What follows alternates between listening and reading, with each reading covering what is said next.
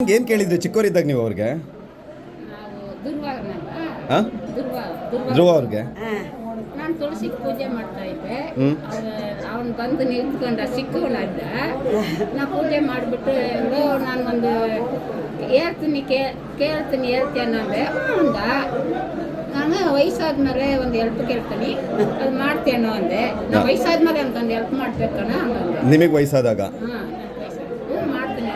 ಆಮೇಲೆ ತುಳಸಿ ಮೇಲೆ ಆಣೆ ಹಾಕಿ ಅಂದೆ. ಅವಾಗಲೇ ತುಳಸಿ ಮೇಲೆ ಆಣೆ ಮಾಡಿಸಿ ನಾನು ಕೇಳಬೇಕು ಕೇಳಿಲ್ಲ, ಅದೇನೋ ದೇವ್ರು ಕೊಟ್ಟಿದ್ದ ಚಿಕ್ಕವನಂತ ತಮಾಷೆ ಕೇಳಿದಿರಾ? ಕೇಳಿದೆ.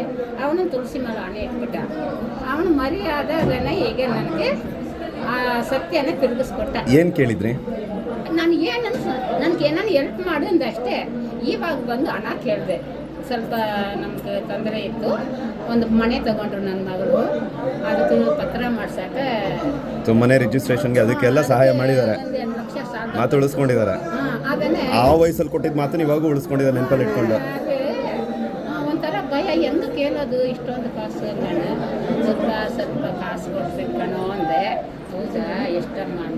2 ಲಕ್ಷ ಕಣ, ನನ್ನ ಮಗಳಿಗೆ ಮನೆ ಪತ್ರ ಮಾಡಿಸ್ಬೇಕು ಹಂಗಂದು. ಹೌದಾ, ಸರಿ ಒಂದು ಎರಡು ದಿನ ನಾನು ಮಾಡ್ಕೊಡ್ತೀನಿ. ಓಕೆ ಕಣ ಅಂದೆ. ಆಮೇಲೆ ಕೊಟ್ಟ. ನಾನು ಆದರೆ ನನ್ನ ಲೈಫ್ಗೆ ಎಷ್ಟೊಂದು ಹಣ ನಾನು ನೋಡಿಲ್ಲ. ಏನು ಹೇಳ್ತೀರಾ ಅವ್ರ ಮನಸ್ಸಿಗೆ, ಅವ್ರ ಪ್ರೀತಿಗೆ? ಅದು ಎಷ್ಟು ಬೆಟ್ಟದ ಥರ ನನ್ನ ಮನಸ್ಸು ಇದೆ. ಅವ್ರು ಯಾವಾಗಲೂ ಸಿರಂಜೀವ ಮನೆ ಫುಲ್ ಮನೆ, ನಮ್ಮ ಮನೆ ಅದು ನನ್ನ ಮನೆ, ಅದು ಅವ್ರ ಮನೆ. ಬೇರೆಯವ್ರನ್ನ ತಿಳ್ಕೊಂಡಿಲ್ಲ.